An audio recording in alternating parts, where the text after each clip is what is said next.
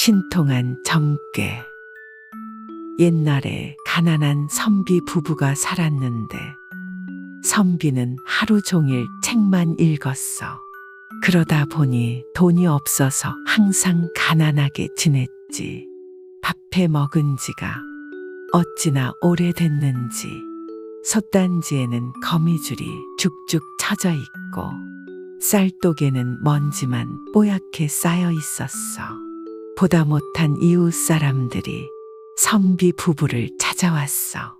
이 배틀을 빌려줄 테니 배라도 짜서 팔아요. 그렇지 않으면 둘 다 굶어 죽겠어요. 부인은 몇 번이고 고맙다고 인사를 하고 그날부터 열심히 배를 짜기 시작했어. 부인이 열심히 노력한 덕분에 배의 길이는 하루가 다르게 늘어났지. 며칠 후 부인이 선비에게 배 한 피를 내밀었어. 부인이 정성스럽게 짠 배는 윤기가 자르르 흘렀지. 여보, 장에 가서 배를 팔아 쌀 좀 사오세요. 사실 선비는 태어나서 책 읽는 것밖에는 해본 일이 없었어. 부인의 말에 선비는 마지못해 그러겠다고 했어. 그렇게 해서 선비는 난생 처음 돈을 벌러 장에 나갔어. 장에 가는 길에도 선비는 걱정이 이만저만이 아니었지. 어떻게 배를 팔아야 할지 몰라서 한참을 망설이던 선비는 마침내 용기를 냈어. 선비는 구석진 자리에 배를 펼쳐놓고 모기만한 소리로 중얼거리기 시작했어. 배 사세요. 질기고 좋은 배요. 이거야 원. 선비 체면에 선비의 목소리는 너무 작아서 잘 들리지 않았어. 다른 장사꾼들과는 너무 달라 보였지만 이게 선비가 할 수 있는 최선이었지.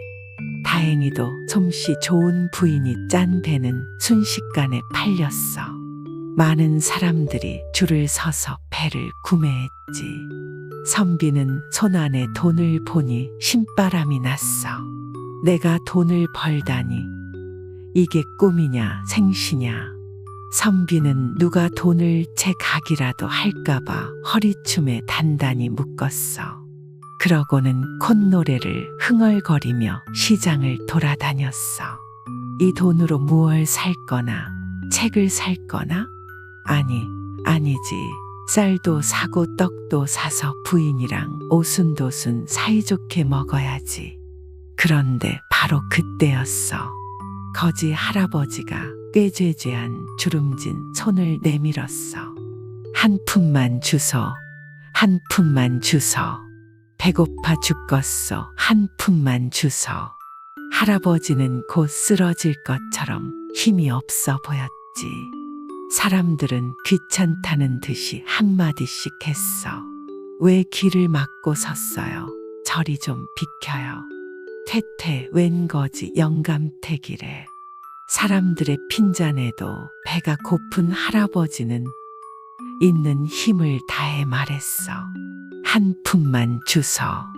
선비도 두 눈 질끈 감고 돌아서려는데 발이 안 떨어지는 거야. 배가 고파서 힘들었던 지난 날이 떠올랐어. 그래, 우리는 또 배를 짜다 팔면 되지. 선비는 할아버지에게 다가가 말했어. 할아버지, 이 돈으로 뭐라도 사서 드세요. 선비는 배를 팔아번 돈을 모두 할아버지에게 주었어. 할아버지는 고맙다며 선비에게 점괘를 일러주었어. 착한 선비, 이 점괘를 꼭 기억하시게. 위험하면 가지 마라. 무서우면 춤을 춰라. 반겨주면 설설 기어라. 선비는 할아버지가 말한 점괘가 이상했지만 새겨들었어. 그런데 막상 집에 돌아가려니 실망할 부인의 얼굴이 떠올랐어. 밤낮 없이 힘들게 배를 짠 부인에게 너무 미안한 마음이 들었지. 애타게 기다릴 텐데 빈손으로 갈 수도 없고 하고, 그래, 강 건너 마을에 가서 일하고 품값이라도 받자. 배를 타고 일하러 가기 위해 나루터로 갔어. 선비는 배를 타려는데 사람을 가득 실은 배가 위태롭게 보였어.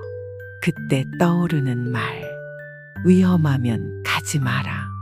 선비는 얼른 배에서 내렸어. 아니나 다를까, 사람 무게를 견디지 못한 배는 얼마 못 가 홀랑 뒤집히고 말았어. 배에 탔던 사람들은 물속에서 뒤엉켜 허우적거렸지. 선비는 이 상황이 믿기지 않는다는 듯이 이렇게 말했어. 위험하면 가지 마라. 그것 참 신통한 점괘일세. 선비는 놀란 가슴을 쓸어내렸어. 그런데 또다시 부인의 얼굴이 떠올랐어. 그래, 산에 가서 나무라도 해다 팔자. 나무를 하러 깊은 산속으로 들어가다 보니 어느새 밤이 되었어. 첩첩산중이라 집도 사람도 없고 무심한 달만 휘영청 떠 있었지.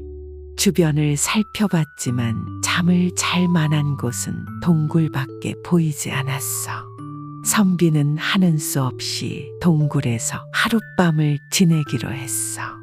선비가 잠을 자려는데 슬슬 배가 고파왔어. 배가 고프니까 잠도 잘 오지 않았어. 선비는 혹시 먹을 거라도 있나 하고 주위를 더듬거렸어. 마침 무언가 손에 잡히는 것이 있었지.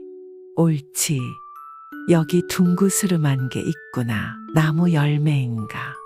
선비는 그것을 들어 달빛에 비춰보고는 화들짝 놀라 뒤로 벌러덩 자빠졌어. 해골이다. 그제야 자세히 살펴보니 주변에는 해골들이 널려 있었어.